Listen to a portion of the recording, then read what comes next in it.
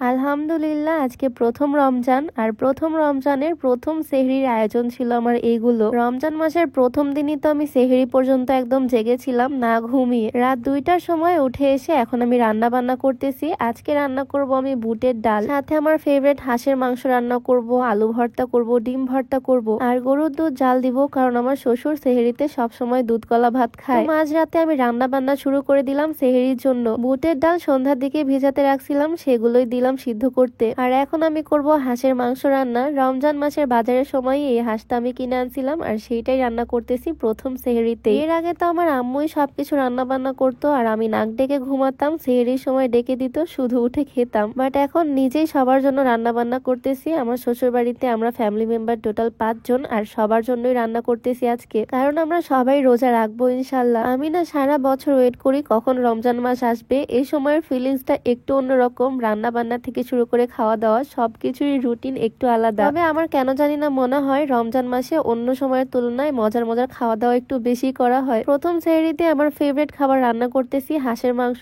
সাথে আমি কিছু চুই ঝাল অ্যাড করলাম। হাঁসের মাংস বা গরুর মাংস রান্না করলে আমি বেশিরভাগ সময় চুই ঝাল ইউজ করি, আমার খুবই ভাল লাগে খেতে। আমি মেবি এই প্রথম এত রাতে সবার জন্য রান্না বান্না করতেছি। মাঝ রাতে মাঝে মাঝে আমার ক্ষুধা লাগে, তখন অল্প কিছু বানিয়ে খাই, বাট এইরকম ভারী রান্না রাতের বেলা এই ফার্স্ট টাইম করতেছি। হাঁসের মাংসটা আমি সুন্দর করে কষিয়ে কষিয়ে রান্না করে নিচ্ছি। কালারটা কিন্তু এখনই একদম দারুণ আসছে। অল্প একটু গরম পানি দিয়ে আমি ভালো করে হাঁসের মাংসটা রান্না করে নিচ্ছি। আর এদিকে আমার বুটের ডালও সিদ্ধ হয়ে গেছে। বুটের ডালটা আজকে রান্না করব মুরগির গিলা কলিজা দিয়ে। রমজানের বাজার করার সময় মাত্র 120 টাকা দিয়ে মুরগির এই গিলা কলিজা গুলো কিনছিলাম 1 কেজি। মুরগির এই গিলা কলিজা বা ছাট মাংস অনেকেই খায় না, বাট আমার তো বেশ ভালোই লাগে। এগুলো এখন রান্না করব বুটের ডাল দিয়ে। সেহরি পর্যন্ত এখনো অনেক কাজ বাকি। রান্না বান্না তো প্রায় আমার শেষের দিকে। এখনো ভর্তা করতে হবে, দুধ জাল দিতে হবে, দিন সবাইকে ডাকতে হবে, আর খাওয়া দাওয়া করতে হবে। যাই হোক, হাঁসের মাংস রান্না করা শেষ করে আমি সেম ভাবে বুটের ডালটা রান্না করব। প্রথমে আমি মাংসটা রান্না করব, তাই সেম ভাবে মশলা কষিয়ে নিচ্ছি। মাংস বলতে ওই যে মুরগির গিলা কলিজা, সেগুলো আমি আগে সুন্দরভাবে রান্না করে নিচ্ছি। অনেকটা সময় নিয়ে সুন্দর করে কষিয়ে কষিয়ে তার মধ্যে আমি সিদ্ধ করে রাখা সেই বুটের ডালগুলো দিচ্ছি। আমি এটা সম্পূর্ণ নিজের মতো করে করতেছি।